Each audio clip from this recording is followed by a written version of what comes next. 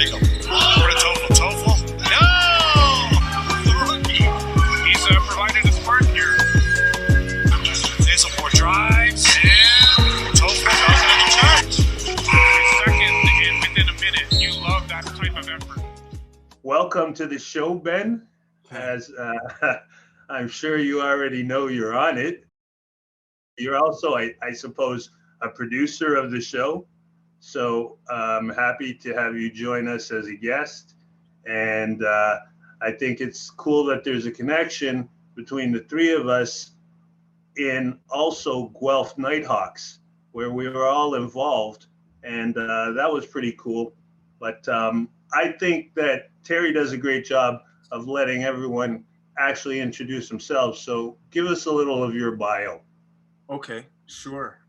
So I started at Mitchell Woods and I started playing basketball then. And I started a lot of the early days of my basketball journey was on my own. So I was, watching YouTube videos to try and learn. That's how I learned how to shoot for the most part, like the big picture stuff. And then once I got to G.C.V.I. and stepped up a level, then I found out that, that wasn't really getting it done because I got cut in the grade 9 year from the high school team. So that's when I met you and Ball4All and STH and started training with you guys. Then I got an opportunity to play at Georgian College. So I took that opportunity and spent a year there. And then after that, I was a bit stuck and wanted to plan out a bit what I wanted to do. So I took 2 years off, and part of that was because of COVID too. So within those 2 years, I did some stuff like being involved with the Nighthawks along with you guys. That was a cool opportunity. I coached the G.C.V.I. team, the junior team, which was a great and unique experience for me, especially like as a younger person who still has a basketball journey ahead of him. And then I did some work and I continued to do the Ball4All and STH summer camps. And now I'm going to Conestoga. So I'll be taking public relations there, which is a thing that I'm really drawn to. I really value communication and I feel like relationships are really important. So that really fits my criteria and my values. And so I'm happy to continue my education in that regard, but also continue my basketball journey. So that's a brief bio of from the beginning to now. Yeah. Okay, Ben. Now, again, this is probably the unique because all the guys we've talked to before had already finished playing and were further on in their life and had done their career, and you're still at the start or in the beginning of your career. So let's try to get you back and let's ask you a question about the difference between the recruiting process at Conestoga compared to the recruiting process. Look at me, I can't even speak this morning at Georgian College. Can you kind of go through both of them and what the difference is and why you were drawn to Conestoga? Absolutely. So coming out of high school, I didn't really have a lot of recruiting looks. There's not a lot of guys, I feel like, looking at District 10 for the most part, unless you're making big noise. It's more so connections, I feel, that really allow you to get to other opportunities. So that's how my recruiting process started with Georgian. It wasn't from guys knowing me or finding me.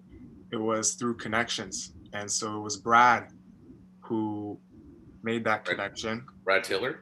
Yeah, exactly. Because he knew the coach at Georgian pretty well. And so basically that connection happened, and the story of how that kind of went was he gave Coach Matt, which was the coach at Georgian, my number.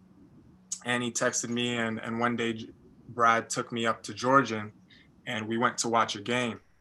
And so we walk in and we go and we sit down on the bleachers and we're watching the game. And, me and Brad are talking.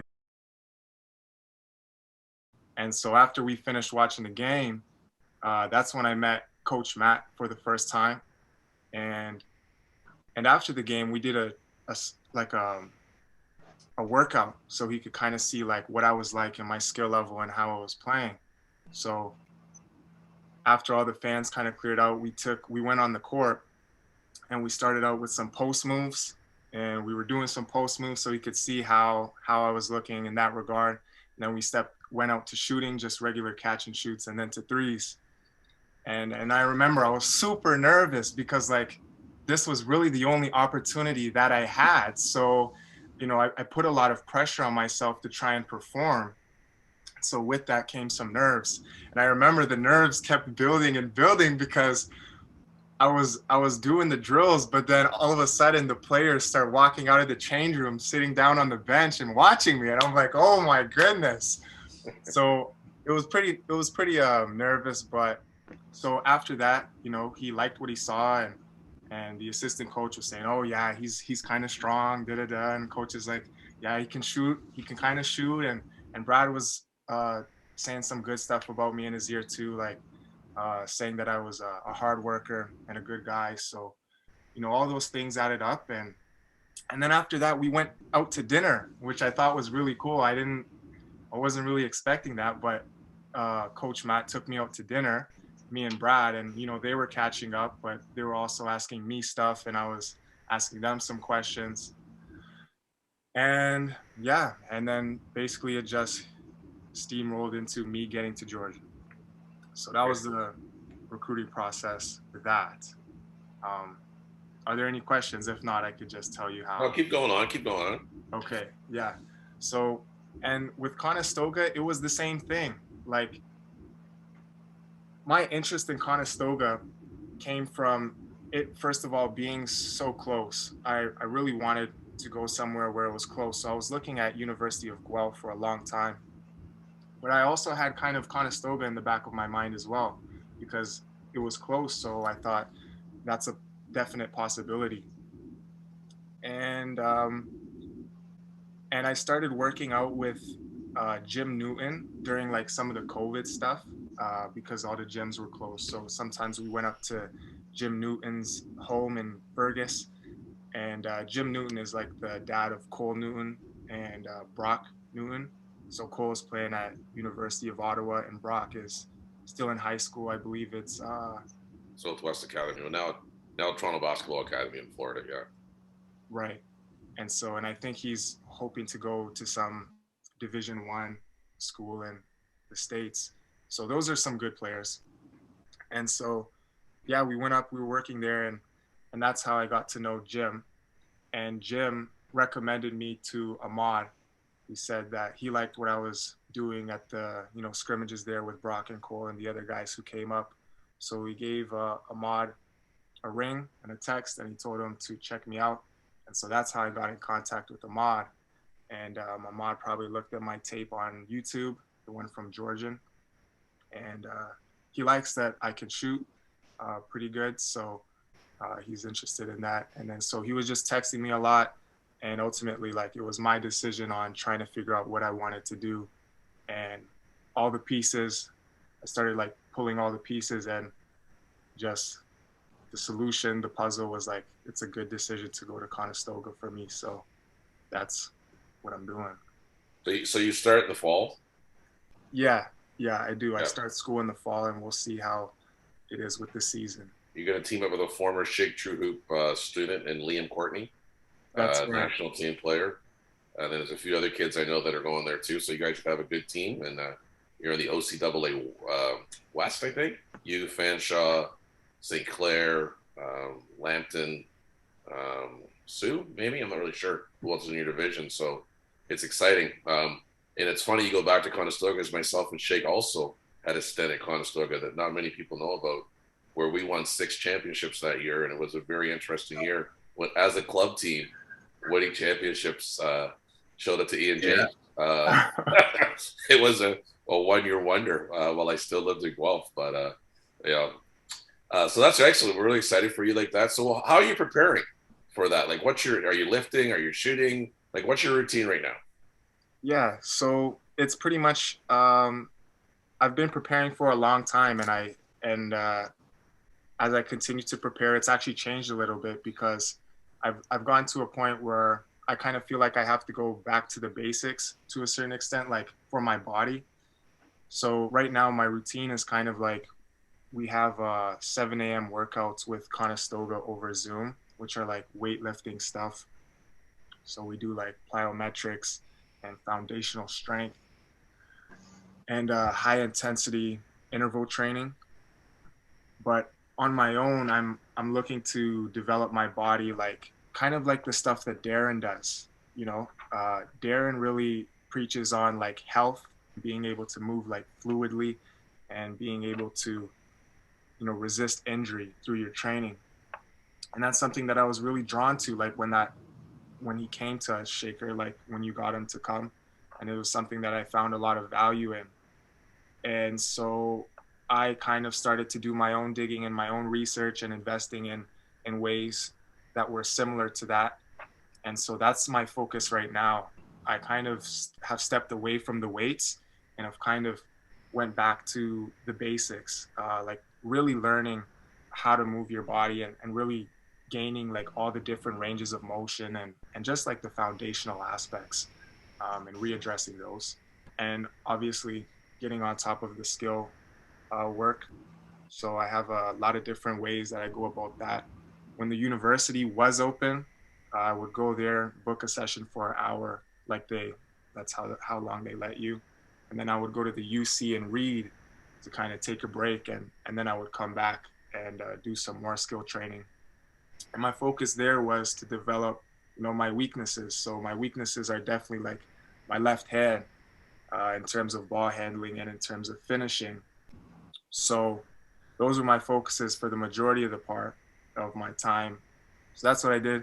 And now that the university is closed, I'm going outside to Shelldale. You know, sometimes there's guys there so that we'll have runs and we'll compete. But most of my time is spent just, again, developing my skills so that I can prepare to, you know, have success at Conestoga and beyond.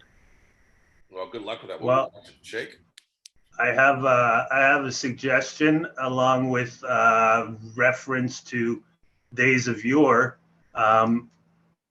One of the things that I think you should develop and get great confidence in, and it used to be something that I used to have to deal with against the guard that I used to play with, Rene Leipart, had a great little turnaround hook.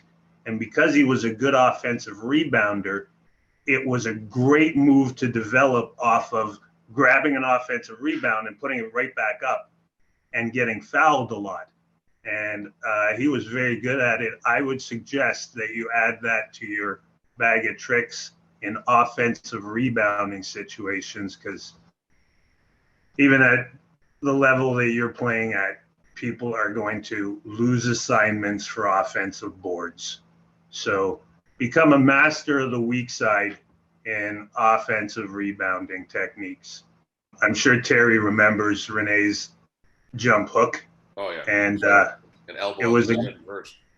Yes, exactly. Elbow in the chin, put it up, and he was quick about it. And it's something that I don't think enough guys actually have in their game. So that's my recommendation for, you know, furthering your development. Okay, for sure.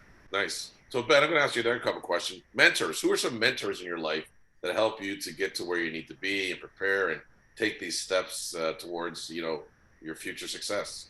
Yeah, so many mentors. Like, there's been a lot of mentors of mine that have more or less been like shorter stints in my journey. So, you know, that's kind of like teachers. You know, you'll spend maybe a year with a specific teacher or a professor at college. So there's been a lot, and more than I can really call out by name, but teachers, coaches, right? All of those play a critical role. And, but some that I will call out by name, I'll start by first, Tyler Vanesson. So that was my teammate at Georgian College, and he was really important for me. Like, I really appreciated him because he was a guy who was having success at that level. Like, he was a first team all-star. He was winning the M.V.Ps for the team at Georgian. So that's somebody who is getting things done. And obviously I found that admirable, and I kind of wanted to emulate that type of success. So I was drawn to him. And Tyler is a great guy. So he was more than willing to kind of take me under his wing And I think that he saw that I worked hard and that I really wanted to be good, and and that I was a good kid. So I think that he saw that I have potential, and he was drawn to me as well. And I think he told me this before, that he kind of saw himself in me. So, there was a connection there. And, Georgian was a really tough year for me, because it was a lot of obstacles and failures and stuff like that. So Tyler kind of always put his arm around me, and he helped to give me advice. He talked about his own shortcomings and his own failures and his own obstacles that he had to overcome. And he gave me tips on, he gave me his reflection on those moments so that I could pull from him and utilize that for my own obstacles that I face and my own failures and how to overcome them. And so that was really important. That was kind of like a bigger brother to me. And I really appreciated him for that. So that was one. And then there's two other that are that were like long, have been mentors to me for an extended period of time. And so the first one that I'll talk about is Brad. Brad I met through Shaker. He was involved in Shakers, and he came and he coached and he helped train and stuff like that. And he even coached me on my grade 11 year at G.C.V.I. And he was such a guy that was willing to help the younger kids, because just like a lot of people, he was a guy who went through a lot of difficult patches in his life and a lot of obstacles and a lot of like perhaps things he wished he could have done differently. And so, he definitely reflected on those things and was drawn to help younger guys avoid those same things and share his wisdom and share his experiences of his path to try and help the younger guys. And so, and Brad to me was like super big, because like he would take me out to lunch and he would buy me food and he would talk about goals with me. Like, I don't think anybody really knows the relationship between me and Brad and how important it is, but it was so instrumental to my development. Brad was a big part and he was basically the main part of connecting me with Georgian and giving me that opportunity to keep going. He was the one that drove me from Guelph to Georgian. When I was at Georgian, he was the guy who would drive up and come make sure I'm good and work me out. He's a guy who, even now, after I've stepped away from college and taken that 2-year break, he was still a guy that would, work out with me and train, because, he knew the goals that I wanted to accomplish. And so he believed in me, and he invested his time and his energy to try and help me flourish and achieve what I wanted to do. So those things are invaluable to a person who wants to climb and who wants to grow and wants to improve. So I'm really thankful for him. And then the other one is Shaker. I mean, just like for myself, he's created this opportunity and program like Ball4All and Shake True Hoops, which serves as an environment and kind of like a hotbed for development. So, and it extends beyond just basketball. Basketball kind of like an avenue to pursue and to have fun with, and a journey in of itself. But along that journey, you learn so many life lessons that extend beyond just basketball. Like work ethic is applicable to anything. Being a good person is applicable to anything. Developing communication skills, developing your ability to think. These are all things that help you progress in your basketball journey, but those are also fundamental pieces to anything else you do in life, and any type of relationship and any type of career path, and even for your own health and development as an individual. So Shaker was incredibly important to me, as for so many other people. And those are three that I'll end on that. Awesome. Yeah. Well, you bring up something that I think is very interesting. Can you talk about some of the stuff that you think you gained I think in particular, your communication skills have really improved themselves drastically over the time that I met you to now. And hearing that you're going into public relations seems to make good sense. Can you expand on that? Expand on what exactly? Well, do you feel like you gained some stuff through the training, the coaching that helped you with your communication skills? Right. Yeah. So the coaching, like you always had us coach. Like when we were trained in the program in Ball4All and STH, it wasn't just about us training. We then had to, coach younger kids than us. And so that's very wise, because not only does it make you pause and make you have to really know what you're doing in order to teach it, it kind of helps develop you as in synchronicity. I don't know if that's the right word, but also develop synchronicity. Right. The police is in the house. So yeah, it's very important for my communication for sure, because just like anything else, you get better at it through doing it and trying to improve it. And so all those different times where I was coaching somebody else, I'm not a guy who just wants to blow it off. I'm a guy who wants to do it well. So if I'm coaching somebody, then I need to think about how to articulate it in a way that is fluid, is easy to understand, and then you have to pull a lot of pieces to be able to accomplish that.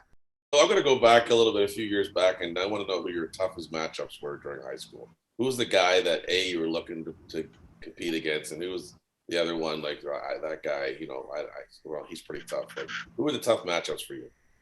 I actually don't feel like there was a lot of tough matchups, not in the sense that I was better. It's just like, I feel like in high school, I was in my own head a lot.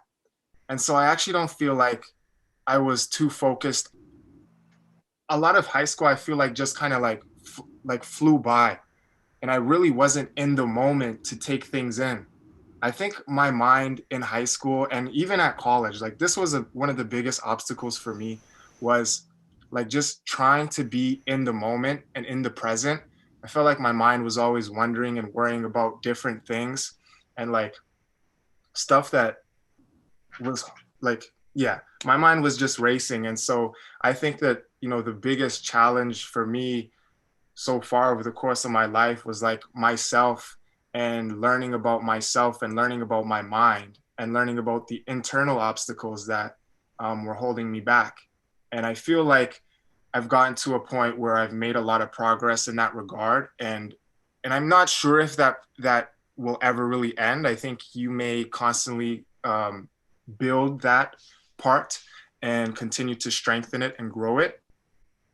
But that would be my answer, is that it was like myself. That was like my biggest. So what about like a pickup or your friends like Aiden Jackson, guys like that, when you play at Shelldale? Is there anyone you're like, oh geez, right, threes or fours, and I got a match with this guy? Because now you're older, and when you're not as cloudy anymore, and the girl in front of you is not as pretty as she thought she was. And now you're out there balling. You're at Shelldale on a Sunday, or at the U Tuesday, Wednesday, Thursday. Now and you're playing men's league with like the Popovskis. Yeah. So for sure. So there must be some matchups. Yeah, no, for sure. So the guys that I deemed as the best guys that I would play with on a consistent basis were guys like, David Penny and Aiden Jackson, because those were guys that I was constantly with through Ball4All and STH, and even outside of it. Like we were a trio that was consistently together and competing against each other and training together. So those guys, and they're also really good. I mean, they've gotten to Queens and they've gotten to SFU. So these are high level institutions and a high level of basketball. So those guys are the most prominent in my eyes.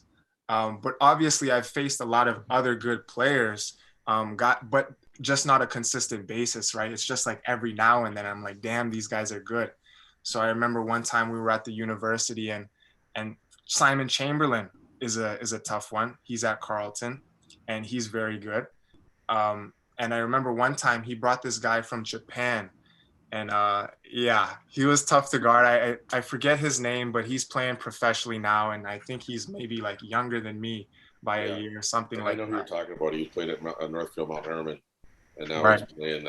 He went Division One to Patriot League School, and he's still there. He should be like graduating this year. But his dad is a Canadian that played pro. He's from Montreal, actually. His dad is Shaker, big 6'10" guy that played pro over in Japan, and his son's pretty good. I can't remember the name off the top of the head, but I tried to get him to come to my school, and he went to Northfield Mount Herman instead. But I know exactly what you're talking about. Good player. Yeah. So, that guy, Simon, and a lot of guys who just came through Ball4All and Shake True Hoops, like Lincoln is really good. Rosebush? Yeah, he's at UBC. Yeah. And then like sometimes we have like David would bring some high level guys that he used to play with, like this guy Josh and Kumsma. He's at University of Ottawa, but he spent some time in a Division I program. He's a very he kid. was right, so he was challenging. And then like Jalen Warren, he's at Florida, I think, and Florida he's really good. Yeah, Florida Gulf Coast, yeah.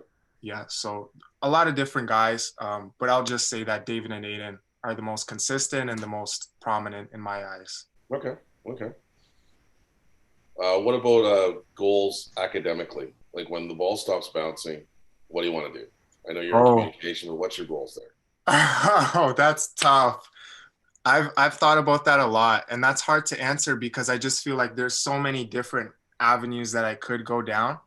And I feel that those will become more clear to me as I go down further. But something that I'm interested in is like sports broadcasting would be really cool, or some type of communication type of thing, like something like what I'm doing now, like how we're doing this now, something in that sense. But I also, a big one for me is I actually really want to coach one day. And so that's a big focus of mine. And that's kind of like the main piece that I'm aiming at along my journey right now. So I'm just trying to develop myself in every way in accordance to that.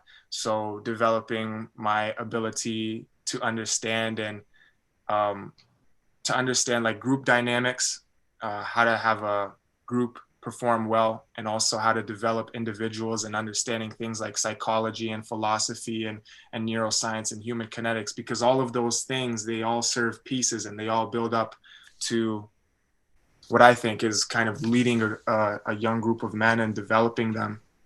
So that's something that I'm interested in. See, I've been coaching for 30 years. I've never thought about that once. Thought about what? You're ahead of the bell curve on the human kinetics. Yeah. I'm like, yeah, okay. I just try to find the best players possible and run simple stuff, but that's just me. Right. Yeah. Well, I'll have to do that too. It works. Yeah. Yeah. So I'm interested in finding out how many things you've learned through training, through development, and through listening to mentors, myself included, that you heard that you found out later to actually be true. Okay. So stop, you're like, oh yeah, he says that. And then bang, you're there and you're like, oh yeah, right. Yeah. So do you have any moments like that? For sure. One of them, this is a small detail, but there's a couple of them actually that are popping into my head now. The first one I'll talk about is boxing out. It's like, that really has to be a habit, because I'll be playing scrimmages or even like real games and guys don't box out. And when you don't get on top of an individual responsibility like that, then the success as a collective plummets significantly, because collective success is dependent on the roles and the responsibilities of each individual. So as soon as one guy isn't doing it, your percentage of success and possibility of success drops like 20% or something like that.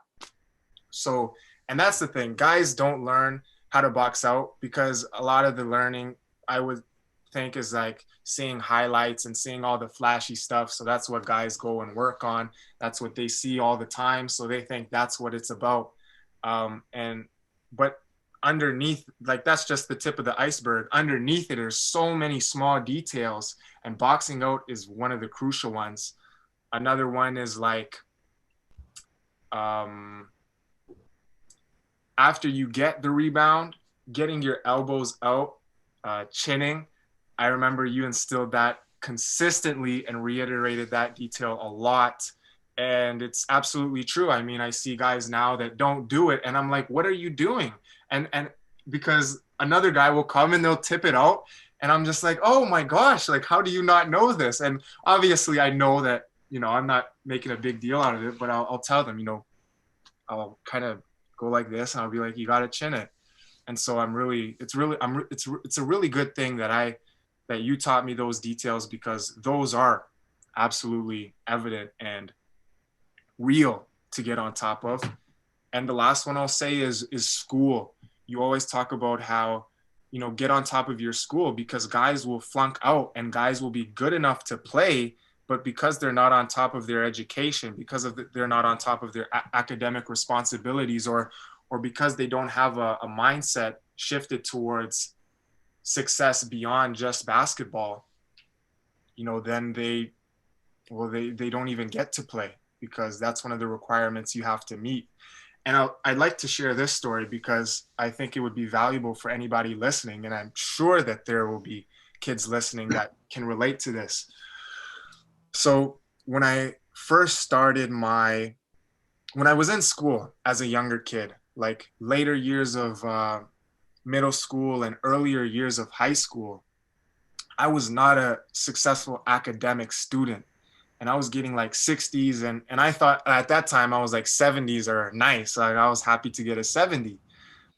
And over time, I realized how important academic success really is, because I started to look at other guys around me, and guys who worked hard in their studies were the guys who were having success in so many other areas of their life. And over time, that began to, you know, go into me, because I admired those people and I wanted to emulate them. And so that was a piece that I pulled out. But it wasn't just from seeing other people, it was also from hearing how important that is to get on top of. So yeah, I wasn't on top of my academic success for a long time, but I got to a point where I was like, I knew I wanted to continue my pursuit of basketball.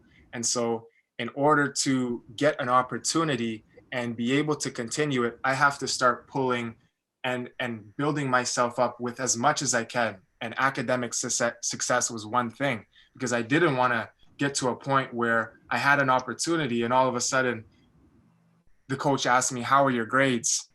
And he looks into my grades and they're 60s. All of a sudden the coach isn't, that might be the tipping point between you making it or not making it. And so I didn't want to be that guy who left that up to chance. I wanted to get on top of it and solidify myself and not let it be a weight pulling me down. I wanted it to be one of the things that I could take pride in and be as like a thing that made me more attractive as an individual and a player, you know. So. But I love the fact you put a lot of thought into these answers. I think they're very good. So that your maturity level has really stepped up over the guy I met a couple of years ago. But now it's your time, and the proof is in the pudding. When you get to Conestoga, you want to see those marks, you want to see the stuff on the court, and I say, good luck and do well. And I'll let Shake close it out because I know we're here under a minute. Yeah, certainly, Ben. I've been really happy with working with you for these number of years, and I think that you have a bright future ahead of you. I think obstacles are going to be stuff that you can't really avoid.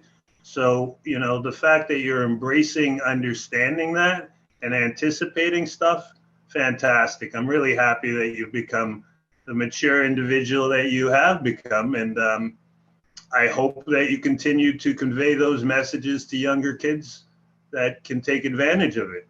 And I'm certainly very proud of the progress you've made, and I hope that we continue to work together so that you can achieve some of those goals and give back to the program. Absolutely.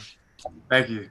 Thank you very much. All right, guys. Thank you very much. Sunday. Happy Easter to everybody that celebrates Easter. And I don't know what other religions today is, but Ben will be watching. But just remember, myself and Shake won 6 championships in 1 year at Conestoga. So you set the bar pretty high, right? Okay. Yeah, there you go. All right. See you Have a great day. Good Easter, and go Gonzaga. Oh, yeah, it'll be great. I don't know. Yeah, man. I love that. I love that finish last night. That was crazy. That was I was jumping up and down like a freak. It was the best. It's like I was a kid, Yeah. like I was 10 years old again. What a shot, eh? I love it. Yeah. Well, all right. See that from you, Ben. Take care, guys. All right. Thanks, Ben. Thanks, Shake.